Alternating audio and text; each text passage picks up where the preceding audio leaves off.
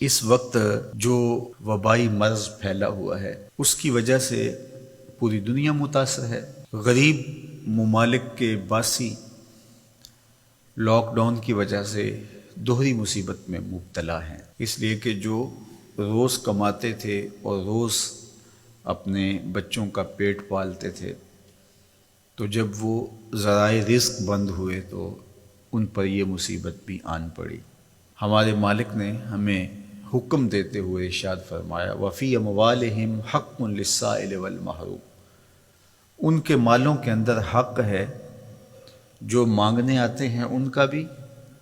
اور جو محروم ہیں، مانگتے نہیں، طلب نہیں کرتے لیکن حقیقتاً وہ حقدار ہیں، تو جو تمہارے پاس آ گیا، جہاں تم نے تقسیم شروع کی وہاں پہنچ گیا، تو تم یہ سمجھے کہ میں نے اپنا فرض پورا کر دیا۔ کہا نہیں، تمہیں ان لوگوں تک بھی پہنچنا پڑے گا، عزت نفس جن کو ہاتھ پھیلانے سے روکتی ہے، اور وہ نہ روڈ پہ آ سکتے ہیں اور نہ آپ کی دہلیز پہ آ سکتے ہیں، تو آپ ایسے لوگوں کو تلاش کر کے ان کی مدد، نصرت اور اعانت کیجیے۔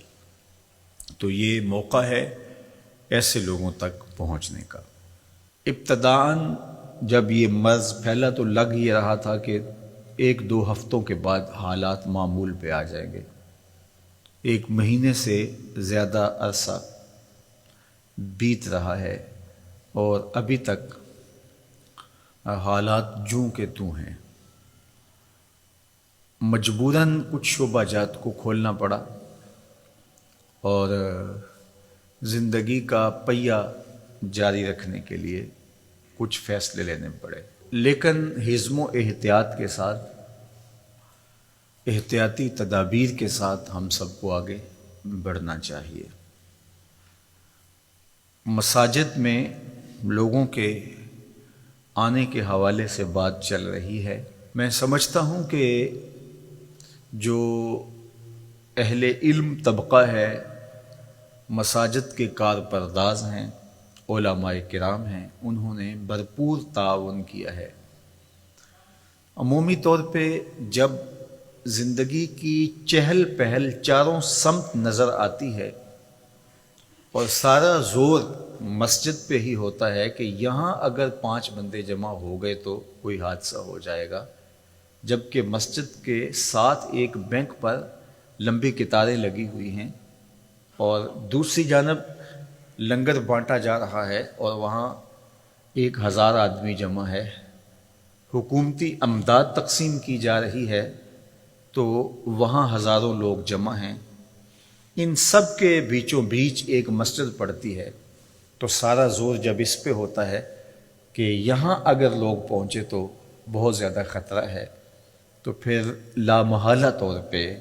جذبات برانگیختہ ہوتے ہیں۔ اس لیے حکمت کے ساتھ، دانائی کے ساتھ حکومت کے کارپردازوں کو یہ مسئلہ حل کرنا چاہیے، اور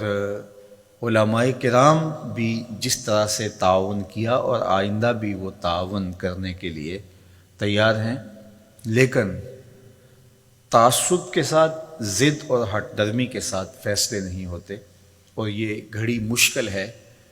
اور ہم ایک مشکل وقت سے گزر رہے ہیں، حالات اس کے بالکل متحمل نہیں ہیں۔ اس لیے سوچ سمجھ کے زمینی حقائق کا ادراک کرتے ہوئے فیصلہ کیا جائے، جس طرح باقی شعبہ جات کے اندر گنجائش دی گئی ہے، اس طرح مساجد کو بھی احتیاطی تدابیر کے ساتھ کھولنے کی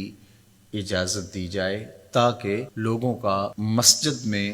جو رجوع اللہ کا معاملہ ہے، چونکہ آگے رمضان المبارک آ رہا ہے، پورا سال انتظار کر کر کے لوگ اس مہینے کے لیے منتظر رہتے ہیں،